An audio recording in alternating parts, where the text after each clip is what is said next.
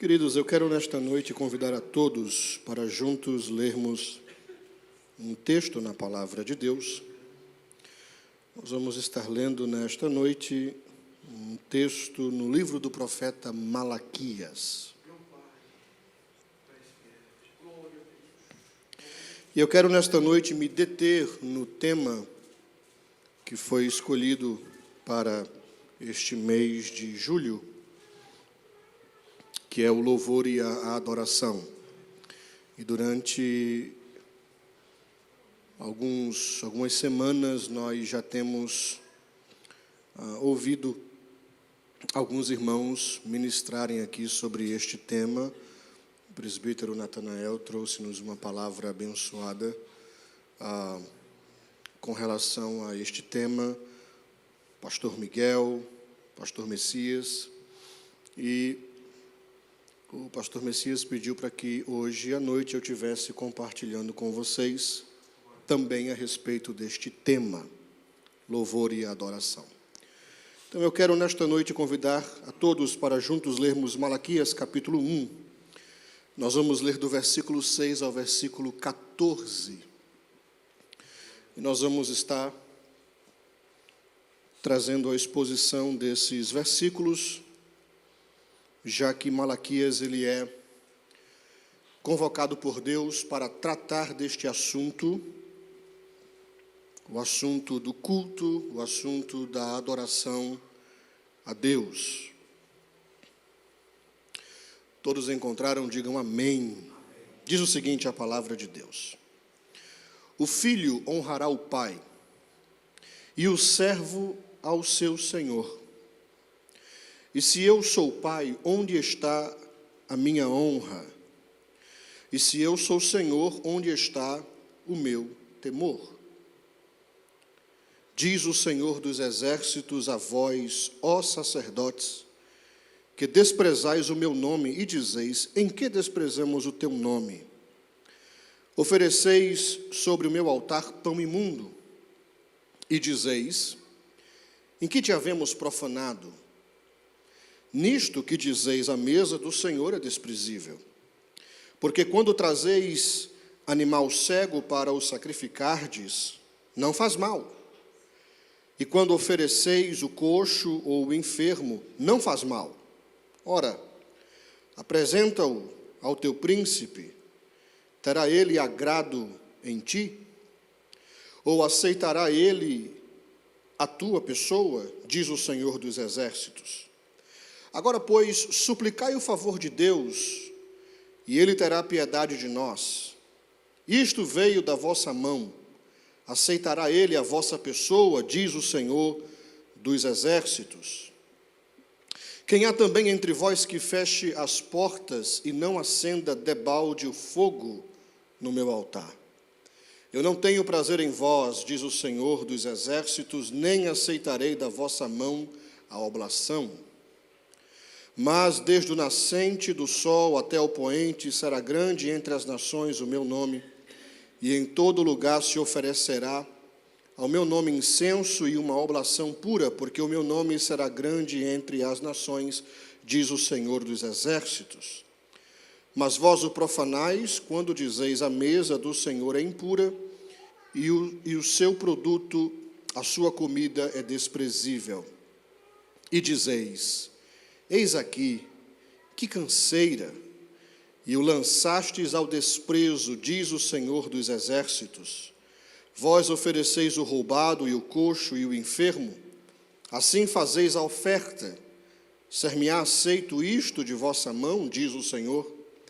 Pois maldito seja o enganador que, tendo animal no seu rebanho, promete e oferece ao Senhor uma coisa vil, porque eu sou grande rei, diz o Senhor dos exércitos, o meu nome será tremendo entre as nações. Amém? Vamos orar mais uma vez? Querido Pai, obrigado por estarmos aqui, a Tua palavra, pedimos a iluminação do Teu Espírito Santo sobre o texto que lemos, pedimos que a Tua palavra possa cair em nossos corações, e que possa abrir o nosso entendimento ao Senhor para entendermos a Tua palavra nesta noite. Esta é a nossa oração, em nome de Jesus. E todos dizem amém. Amém. Então, queridos, como nós já falamos aqui, nós estamos tratando do tema de louvor e adoração. Malaquias, ele surge no cenário da história cerca de 100 anos depois que o povo havia voltado à terra prometida. Aparentemente já havia passado a época de Ageu, Zacarias, Esdras e Neemias. E o povo já começava a se instalar na terra novamente. Porém, a história vai nos dizer que o povo não tinha mais a mesma glória e a mesma prosperidade de antes. O povo achava que as promessas que foram feitas pelos grandes profetas, como Isaías, Ezequiel e Jeremias, não estavam se cumprindo. O povo havia regressado do cativeiro, já fazia 100 anos que eles estavam tentando reconstruir aquilo que havia sido destruído pelo inimigo quando invadiu a sua terra. E eles estavam desesperançosos porque eles liam as promessas de Deus sobre a nação, promessas de restauração da terra, promessas de um templo glorioso, da reconstrução do templo, e eles não conseguiam enxergar essas promessas se cumprindo nos seus dias. E isso trouxe desânimo ao coração do povo, trouxe desmotivação ao coração do povo, por eles não verem o cumprimento dessas promessas, por eles entenderem que Deus deveria estar fazendo aquilo naquele tempo, eles não verem aquilo acontecer, o seu coração se enfraqueceu, o povo começou a ficar desmotivado, e essa desmotivação do povo, ela terminou afetando o culto a Deus, terminou afetando a adoração a Deus. E não somente o povo, mas os sacerdotes também estavam sendo afetados por essa desmotivação. Eles haviam perdido o zelo pelo culto a Deus, haviam perdido o zelo pela adoração a Deus, já não adoravam a Deus com a mesma motivação de antes, por conta deste cenário. E Deus levanta Malaquias como sendo a última alternativa antes de trazer um julgamento sobre a nação.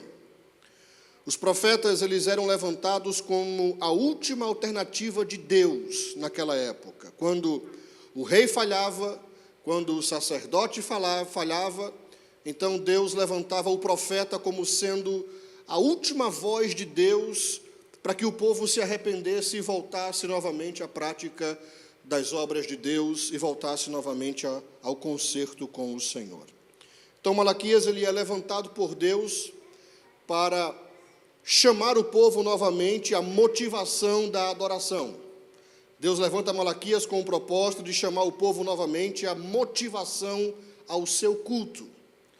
E no capítulo 1, na primeira parte do capítulo 1, que vai dos versículos de número 1 ao versículo de número 5, Deus, ele começa falando com o seu povo, dizendo que os amava. É assim que é este diálogo entre Deus, entre Malaquias, representando Deus, e o povo de Israel começa. Capítulo 1, versículos de número 1, versículo 2, desculpe. Deus diz: eu vos amei, diz o Senhor dos Exércitos. E aí o povo, diante dessa afirmação de Deus, eles perguntam a Deus: em que nos amastes? Que amor é esse que o Senhor diz que tem para conosco, se nós estamos passando por problemas financeiros, o templo ainda não é como o templo de Salomão, o templo aqui que os judeus estavam usando para adorar a Deus era um templo temporário, menor do que o templo de Salomão. Então eles olhavam a situação adversa e eles perguntavam: que amor é esse que o Senhor diz que tem para conosco? E aí Deus, ele vai responder essa pergunta do povo, dizendo ao povo que a prova do amor dele não estava nas coisas materiais, nem nas circunstâncias favoráveis, mas estava no fato de que Deus havia escolhido a Jacó e havia aborrecido a Esaú, e que eles não faziam parte do povo ao qual Deus estava irado para sempre. É o que diz aí no capítulo 1, versículo de número 4 e 5. Então Deus diz: a prova do meu amor para com vocês é que eu escolhi vocês. Israel, eles eram descendentes de Jacó, o povo de Israel eram descendentes de Jacó. E Deus havia escolhido Jacó e não escolhido o seu irmão Esaú. E Deus diz: essa é a prova do meu amor para com vocês. Aqui no versículo 6, que é o versículo que nós lemos, que é a segunda parte do capítulo de número 1 do livro do profeta Malaquias, Deus ele começa com a seguinte declaração. Observe só.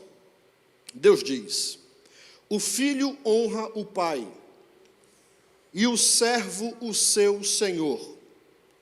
Se eu sou pai, onde está a minha honra? E se eu sou senhor, onde está o temor de mim? Diz o Senhor dos exércitos.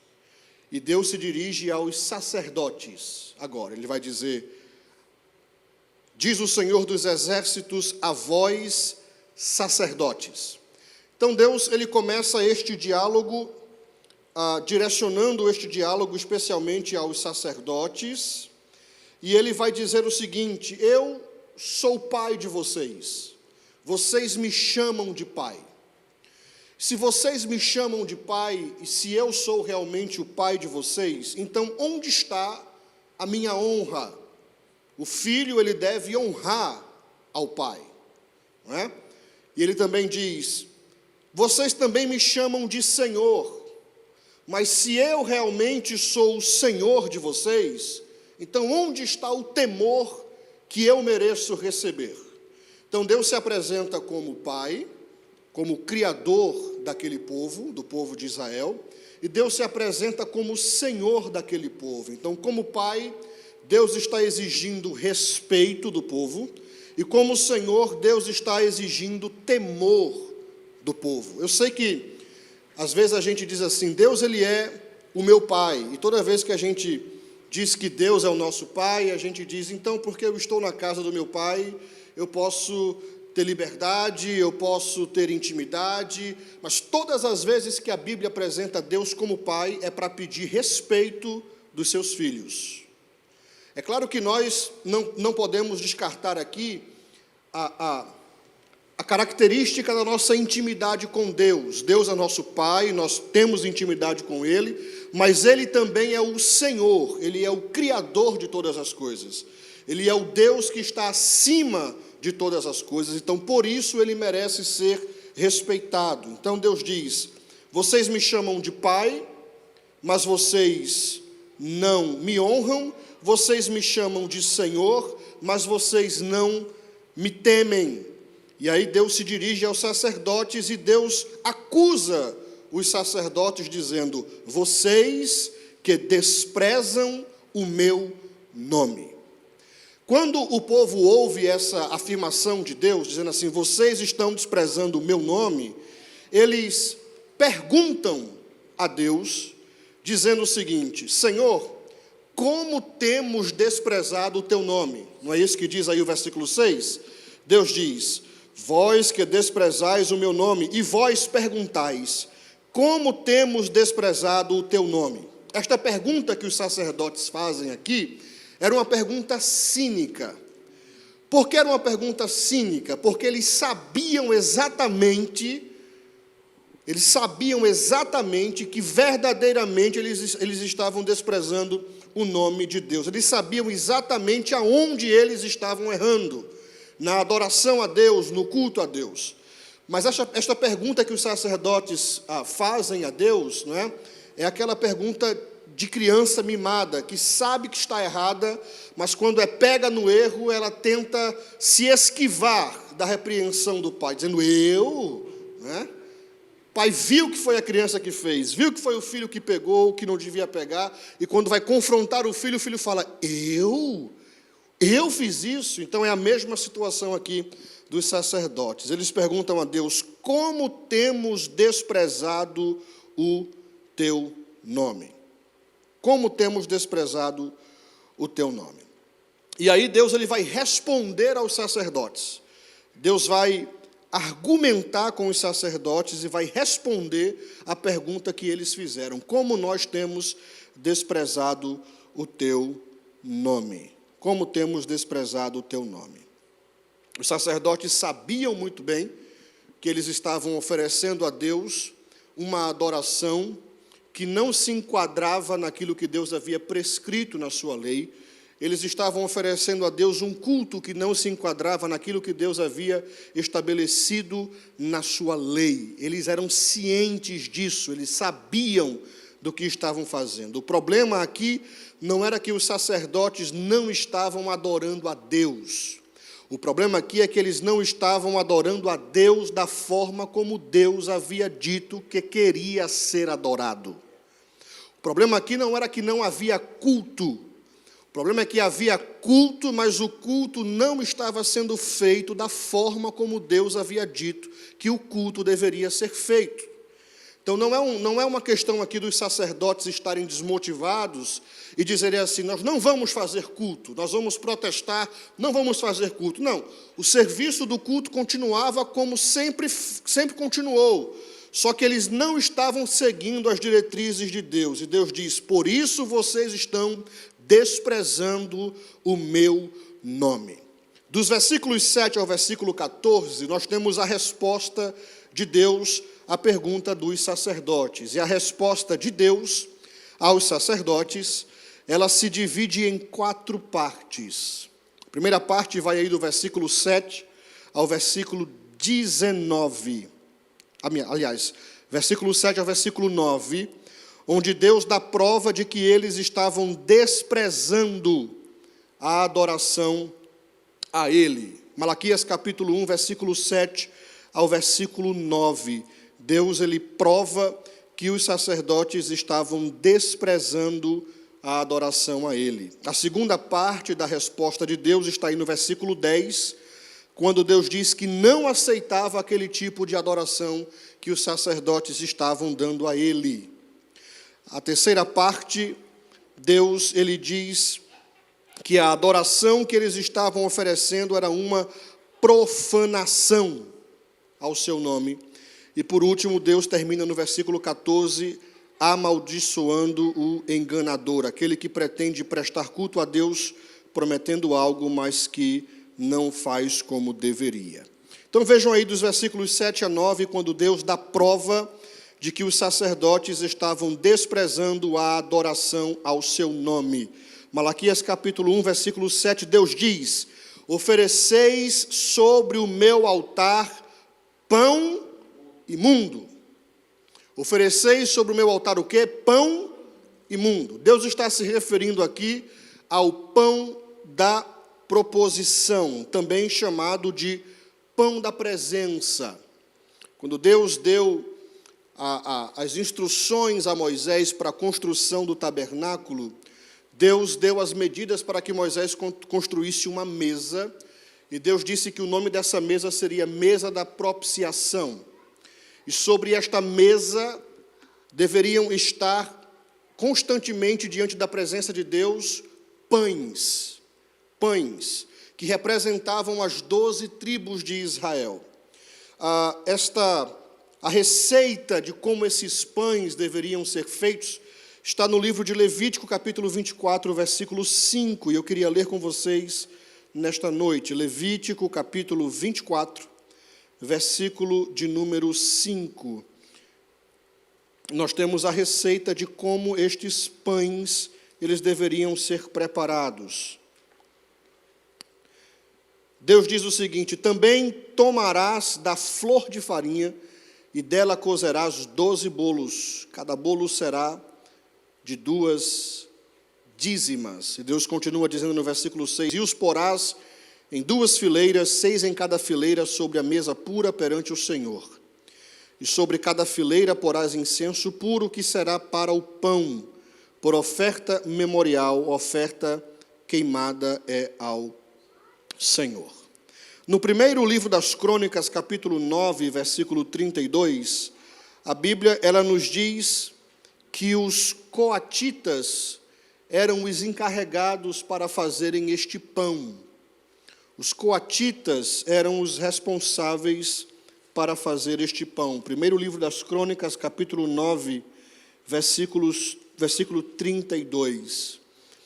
Diz o texto: e alguns dos filhos dos coatitas, de seus irmãos, houve alguns que tinham cargo dos pães da proposição, para os prepararem em todos os sábados. Então, o pão imundo ao qual Deus ele se refere aqui, era o pão que era feito fora da receita que Deus havia dado aos levitas. Então, eles tinham que preparar este pão, e este pão deveria estar em cima da mesa perante o Senhor. Era uma oferta ao Senhor, fazia parte do culto ao Senhor, fazia parte da adoração do povo a Deus. E os sacerdotes começaram a fazer o pão fora da receita que Deus havia estabelecido.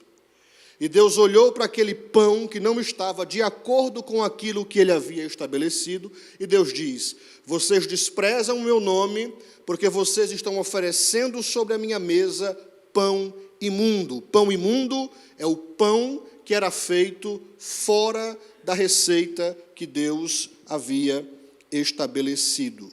Em outras palavras, Deus está dizendo ao povo: eu não aceito as vossas ofertas, não aceito a vossa adoração, porque elas são imundas. Essa adoração que vocês estão dando a mim é imunda. Pode até ter sido trazida com a melhor das intenções, mas não estão dentro do padrão que eu estabeleci. É o que Deus está falando para os sacerdotes. Porque eles continuavam fazendo o pão. O problema não era que eles pararam de fazer o pão. Eles faziam o pão, mas dava muito trabalho fazer o pão, com os detalhes que Deus havia determinado, da flor de farinha, com certo tamanho, e tinha que estar em certos locais da mesa, enfileirados. Havia todo um ritual, todo um detalhe por trás daquilo. E os sacerdotes haviam cansado de fazer aquilo todos os dias. Então eles começaram a fazer as coisas para Deus, sem seguir aquilo que Deus havia estabelecido, sem prestar atenção nos detalhes, e começaram a oferecer a Deus, e Deus diz: não aceito a vossa adoração, porque primeiro sobre a minha mesa vocês estão oferecendo pão imundo. O pão não está de acordo com aquilo que eu prescrevi na minha lei. É a primeira afirmação de Deus aí no versículo de número 7. E aí ele continua dizendo: em que te havemos profanado? É os sacerdotes perguntando a Deus. Aí Deus responde: nisto que dizeis, a mesa do Senhor é desprezível. Os sacerdotes estavam desmotivados. Eles estavam fisicamente no culto, mas o coração deles desprezava tudo aquilo que estava sendo feito ali. E Deus diz: eu vejo, quando vocês vêm me adorar, e vocês dizem no coração de vocês, a mesa do Senhor é desprezível. Que chato isso, esse negócio de culto. Ter que estar fazendo culto a Deus, todo esse detalhe, esse trabalho todo, mata bicho, limpa bicho, né? Faz pão, bota mesa, tira mesa, esses detalhes todos, durante todo esse tempo, que chatice. Então Deus diz: vocês dizem no coração de vocês, a mesa do Senhor é desprezível. Isto aqui nos ensina algo. Deus ele está constantemente sondando o nosso coração, inclusive durante o momento da adoração. Os sacerdotes estavam desmotivados para adorar a Deus, e Deus aqui revela o que estava dentro do coração dos sacerdotes, que ninguém sabia, que o povo não sabia. Deus está dizendo: eu olho para o coração de vocês, e eu vejo que no coração de vocês, vocês dizem, a mesa do Senhor é desprezível. Vocês estão aqui fazendo o trabalho que vocês devem fazer, mas vocês não têm interesse naquilo que vocês estão fazendo para mim. Vocês estão desprezando a minha mesa. Mesa aqui é uma figura, né, do altar de Deus, era onde os sacrifícios eram oferecidos. Então era assim que os sacerdotes estavam oferecendo a adoração a Deus. O corpo estava presente, mas o coração estava distante de Deus, muito distante de Deus, muito distante de Deus. Eles estavam aí, Deus vai dizer no versículo de número 8, eles estavam sacrificando animais que eram proibidos pela lei de Deus. Versículo 8, Deus diz: porque quando trazeis animal cego para o sacrificardes, não faz mal. Se vocês abrirem a Bíblia aí em Deuteronômio capítulo 15, versículo 21, Deuteronômio capítulo 15, versículo 21, eu quero que você acompanhe aí na sua Bíblia a leitura do texto. O texto de Deuteronômio 15, 21, diz expressamente que tipo de animal o povo deveria trazer para sacrificar a Deus. Diz o seguinte o texto, porém, havendo nele algum defeito, se for coxo ou cego, ou tiver qualquer defeito, não sacrificarás ao Senhor teu Deus. Então Deus já havia dito para o povo: se o animal que vocês vierem me oferecer como adoração ao meu nome, ele for coxo, ele for cego, ou ele tiver qualquer defeito, qual era o mandamento de Deus? Não sacrificarás ao Senhor teu Deus. E quem era que sabia disso aqui? Quem era que era responsável por saber isso? Os sacerdotes. A função dos sacerdotes era justamente essa. Eles eram da tribo de Levi, aqueles que foram escolhidos por Deus para estudarem a lei de Deus, para conhecerem a lei de Deus, para se dedicarem à lei de Deus, para que quando o israelita viesse trazer um animal ao sacrifício que não se enquadrasse naquilo que Deus havia determinado, o sacerdote deveria dizer: você não pode oferecer isso a Deus, porque está escrito na lei de Deus que um animal coxo, ou cego, ou manco, não pode ser oferecido sobre o altar do Senhor como sacrifício. Mas o que era que os sacerdotes estavam fazendo, desmotivados como eles estavam? O povo trazia os animais cegos, coxos e os dilacerados, e eles faziam vista grossa para os animais que iam ser sacrificados. E eles aceitavam aqueles animais e sacrificavam aqueles animais no altar do Senhor. Deus diz: eu não aceito a adoração de vocês, porque vocês estão oferecendo a mim animais que não se enquadram naquilo que eu estabeleci na minha lei. Vocês estão trazendo para mim animais proibidos pela lei. Vocês estão trazendo para mim o cego, o coxo, o aleijado, o dilacerado. Quer dizer, o israelita tinha lá no seu rebanho aquele cordeiro bom, gordo, bonito, e tinha aquele cordeiro que havia escapado da cerca e havia sido pego pelo leão e havia escapado do leão, voltado apenas com 3 patas. E automaticamente perdia o valor comercial. Um animal com 3 patas não podia ser vendido pelo mesmo valor do animal com 4 patas perfeito. Então o judeu, para não perder o dinheiro e o lucro, o que é que ele fazia? Eu vou oferecer a Deus então um animal de 3 patas, já que eu não posso vender no mercado, e de todo jeito, quando eu chegar lá para oferecer o animal a Deus, o sacerdote vai matar o animal de todo jeito, não é?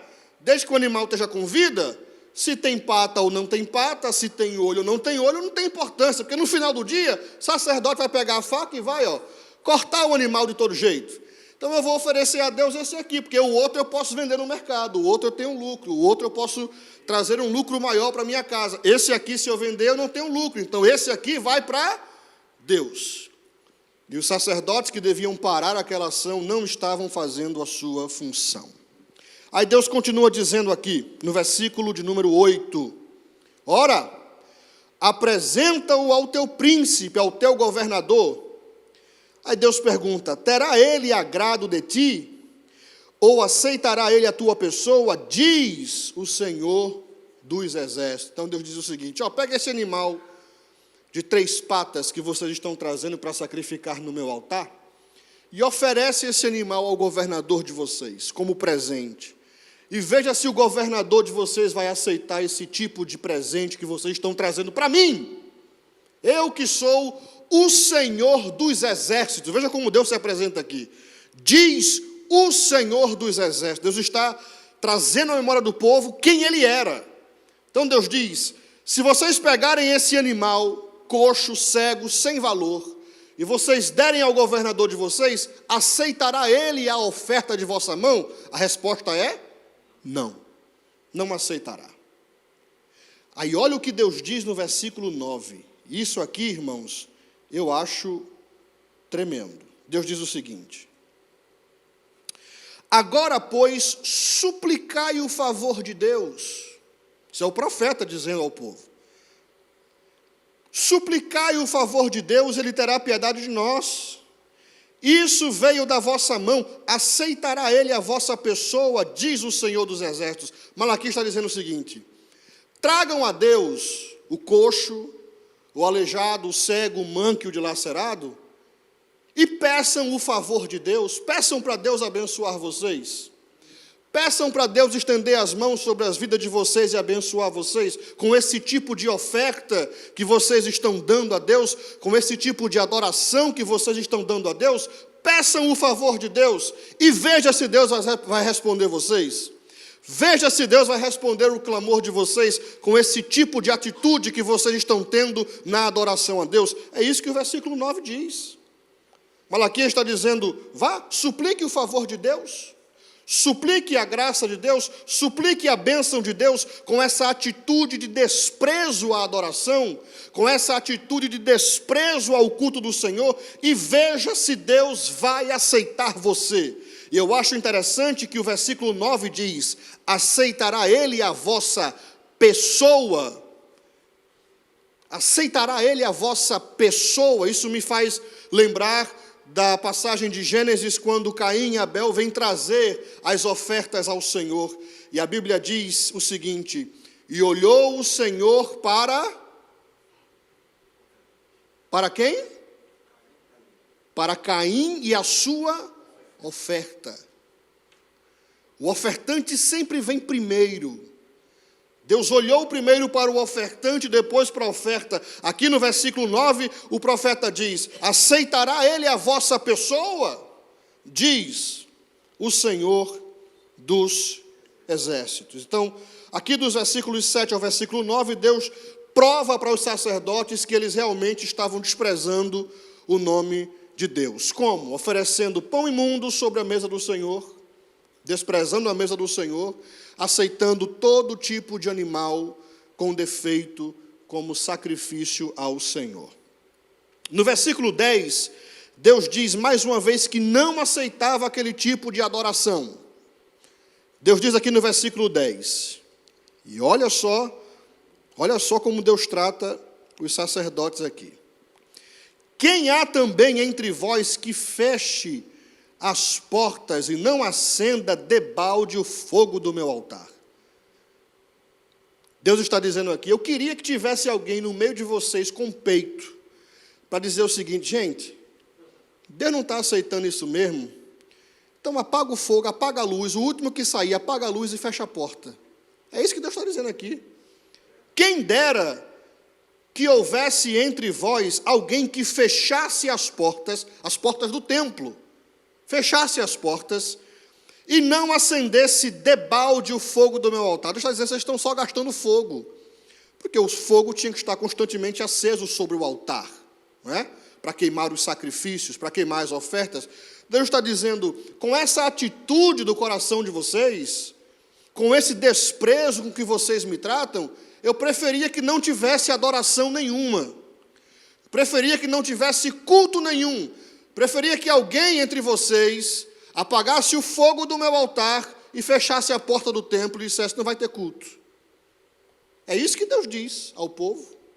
É isso que Deus diz ao povo. Aí ele diz: eu não tenho prazer em vós. Veja que Deus não arrudeia para falar as coisas, né?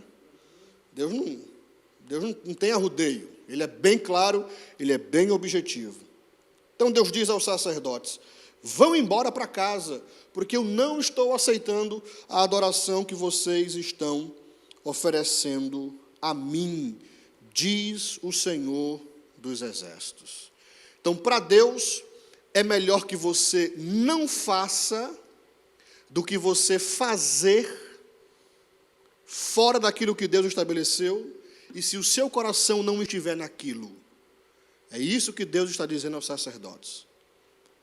Preferia que vocês não fizessem, eu preferia que não tivesse culto, preferia que não tivesse adoração, do que vocês se reunirem para dizer que vão me adorar, mas o coração de vocês está distante daquilo que vocês estão fazendo, e vocês desprezam aquilo que vocês estão fazendo para mim. Eu prefiro que não faça. É isso que Deus diz através do profeta. Vejam aí, dos versículos 12 a 13, Deus volta a dizer aos sacerdotes que a adoração que eles estavam oferecendo era uma profanação ao seu nome. Versículos 12 e 13, Deus diz: mas vós o profanais quando dizeis a mesa do Senhor é impura, e o seu produto, a sua comida é desprezível, e dizeis, olha a atitude dos sacerdotes com a adoração a Deus, e dizeis, que canseira! Sacerdotes se reuniam para fazer o culto a Deus, para adorar a Deus, para oferecer sacrifício, e diziam assim, que canseira! De novo culto, de novo ter que adorar a Deus, porque o culto do Antigo Testamento era matança de bicho. A gente pensa que o culto do Antigo Testamento era o templo aberto, com os levitas formando coral, cantando salmos, não é? Declamando poesias. Não era assim. O culto no Antigo Testamento era matança de animais constantemente, sacrifícios. O povo trazia animais para serem mortos. E os levitas eram os responsáveis para limpar os animais e para limpar toda aquela sujeira que ficava depois que o sacerdote degolava o animal, porque ele tinha que degolar o animal, tinha que limpar a gordura do animal. Haviam partes do interior do animal que eram oferecidas sobre o altar de Deus, que era oferta ao Senhor, e haviam partes que deviam ser usadas pelos sacerdotes como alimento. Deus havia separado a tribo de Levi para fazer esse trabalho. Eles não faziam mais nada. Tudo o que eles faziam era cuidar do serviço de adoração a Deus. Esta era a função dos levitas. Eles não faziam mais nada. E os sacerdotes eram responsáveis pela administração da adoração a Deus. Eles estavam tão desmotivados que eles vinham adorar a Deus, mas dentro do coração deles eles diziam, que canseira, quando é que isso vai acabar? Tenho que vender lá minhas coisas no mercado, daqui a pouco o horário do mercado fecha, eu não fui vender minhas coisas ainda. Estou aqui preso nesse negócio aqui. Canseira, todo dia a mesma coisa. Pega animal, mata animal, limpa o sangue do animal, corta o animal, tira a gordura do animal. Todo dia a mesma coisa. Que canseira. Deus diz, eu estou vendo a atitude do coração de vocês. Quando no coração de vocês dizem, que canseira. E o lançastes ao desprezo, diz o Senhor dos Exércitos. Aí Deus diz mais uma vez, vós ofereceis o roubado e o coxo e o enfermo, assim fazeis a oferta. E aí ele pergunta, ser-me-á isto aceito de vossa mão, diz o Senhor. E no versículo 14, ele termina com uma promessa de maldição sobre o enganador. O enganador aqui era aquele que pretendia prestar culto a Deus, prometendo algo, mas não fazia como deveria. Deus diz, pois maldito seja o enganador, que tendo o animal no seu rebanho, promete e oferece ao Senhor uma coisa vil, porque eu sou grande rei, diz o Senhor dos Exércitos, o meu nome será tremendo entre todas as nações. Então, o que é que nós aprendemos com a exposição desses versículos aqui, meus irmãos? eu quero destacar 4 pontos aqui nesta noite. Primeiro, Deus não aceita todo tipo de adoração. Esta é a primeira lição que eu tiro deste texto. Deus não aceita todo tipo de adoração.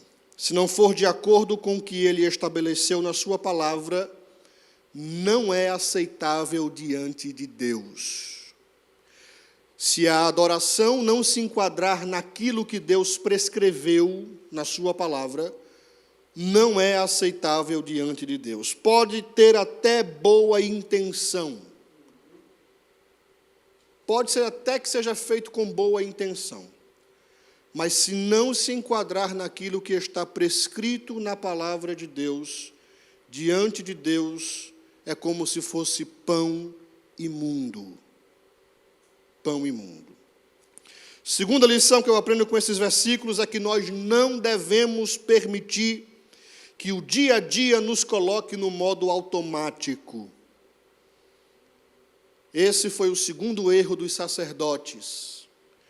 Eles haviam entrado no modo automático de adorar a Deus. Eles estavam fazendo aquilo por fazer, mas o coração deles não estava mais naquilo. Eles honravam a Deus com os seus lábios, mas o seu coração estava distante daquilo ali. Isso me lembra as palavras de Isaías, no capítulo 29, eu quero que você leia comigo nesta noite. Isaías capítulo 29, versículos 13 e 14.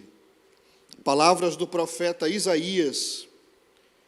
Ele disse o seguinte: porque o Senhor disse, pois que este povo se aproxima de mim, e com a boca e com os lábios me honra, mas o seu coração se afasta para longe de mim, e o seu temor para comigo consiste só em mandamentos de homens em que foi instruído.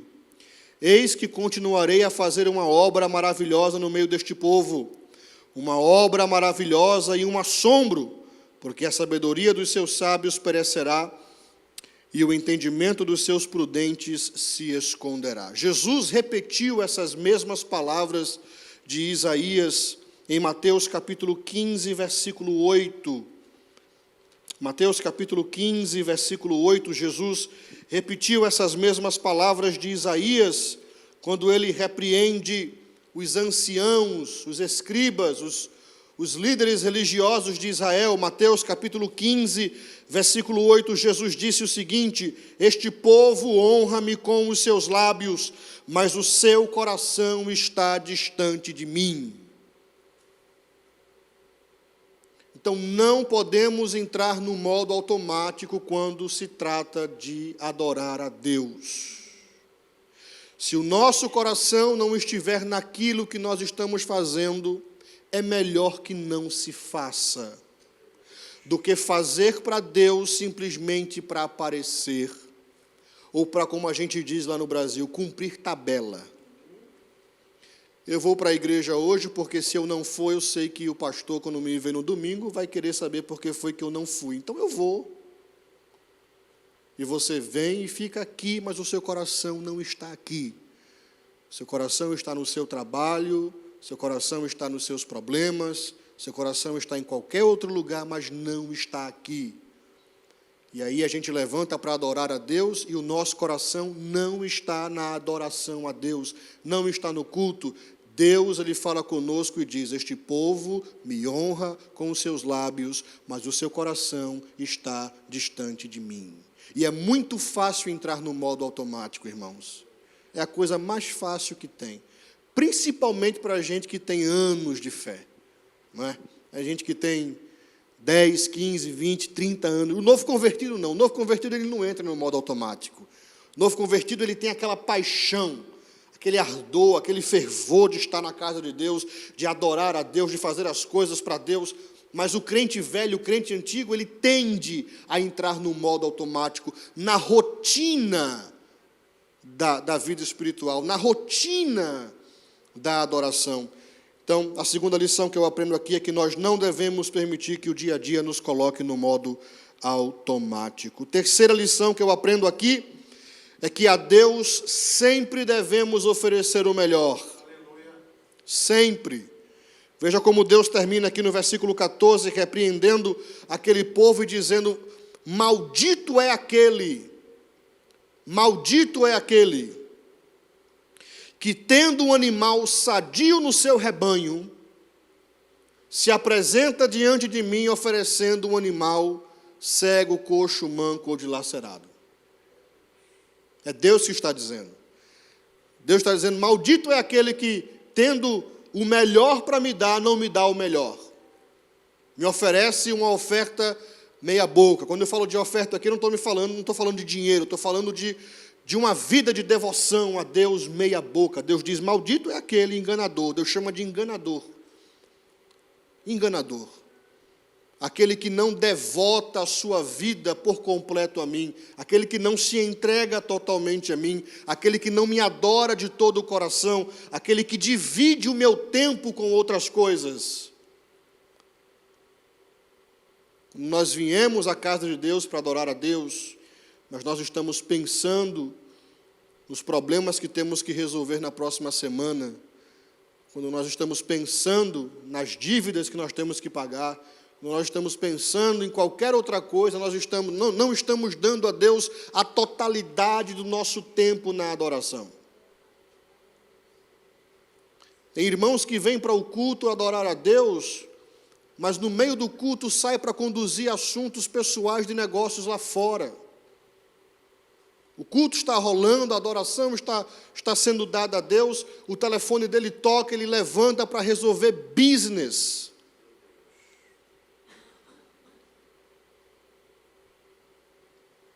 Para resolver assuntos pessoais, tirando de Deus o tempo da adoração a Deus. Deus está dizendo aqui: maldito seja o enganador. Maldito seja o enganador. Então, a Deus nós devemos oferecer o melhor. E o último ponto aqui, que eu não passei para o irmão Júlio, para ele colocar aqui no slide, mas o último ponto que eu aprendo aqui destes versículos que lemos, é que quanto mais eu conheço de Deus, mais eu o adoro. Vejam só que nos versículos 4, versículo 6, versículo 8, versículo 9, versículo 10, versículo 11, 13 e 14, Deus se apresenta ao povo dizendo: eu sou o Senhor dos exércitos. Deus está mostrando ao povo quem Ele é. Deus está chamando a atenção do povo para quem Ele é. Ele é o Senhor dos exércitos. Deus está querendo que o povo conheça quem Ele é. Eu não posso separar a adoração do conhecimento de Deus. As duas coisas andam juntas. Quanto mais eu conheço de Deus, dos seus atributos, de quem Ele é, da sua santidade, da sua onipotência, da sua onisciência, onipresença, do seu amor incondicional, mais eu o adoro. Quanto mais eu conheço de Deus, mais eu o adoro. Deus está sempre se revelando aqui nestes versículos ao seu povo, dizendo: lembrem-se quem eu sou o Senhor dos exércitos. Não se esqueçam de quem eu sou, conheçam a mim, para que vocês me adorem de verdade, conheçam a mim, saibam quem eu sou. Aí eu não posso separar a adoração do conhecimento de Deus, ensinamento da palavra de Deus. Quanto mais eu aprendo de Deus, mais eu adoro a Deus. Quanto mais eu conheço ao meu Deus através da sua palavra, mais eu adoro a Deus, por quem Ele é, pelo que Ele fez, pelo que Ele fará, por suas promessas, por sua justiça, por sua imutabilidade, por sua bondade, por sua santidade, pelo seu amor, pela sua grandeza, pela sua majestade. Deus está sempre dizendo: eu sou o Senhor dos exércitos. É uma expressão que Deus utiliza muito no Antigo Testamento, porque Ele é o Senhor de todos os exércitos, dos anjos, dos exércitos, dos animais, da natureza, dos homens, de todos os exércitos. Ele diz: eu sou o Senhor. Aleluia. Nunca se esqueça de quem você está adorando. Você está adorando ao Senhor dos exércitos. Então essas são as lições que eu aprendo com este texto que lemos nesta noite. Então, queridos, levem a sério a adoração a Deus. E Deus leva muito a sério o seu culto. Deus leva muito a sério este tema de louvor e adoração. Deus leva muito a sério. E Ele repreendeu o seu povo várias vezes, porque eles não estavam fazendo de acordo com aquilo que Deus havia estabelecido. Não adianta querer inovar. Às vezes nós temos boas ideias, mas se não está prescrito naquilo que Deus escreveu para nós, que é a sua palavra, Deus considera como sendo pão imundo. E se o nosso coração não estiver naquilo que fazemos, Deus diz, é melhor que vocês apaguem o fogo do meu altar e fechem a porta do templo e vão fazer outra coisa.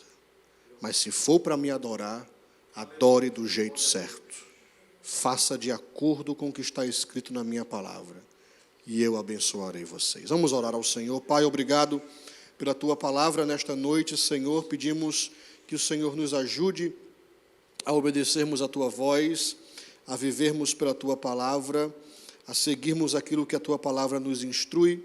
Ensina-nos a te adorar de todo o nosso coração, em espírito e em verdade, e que a nossa vida de adoração seja agradável e aceitável a ti. Em nome de Jesus oramos. Amém, amém, amém.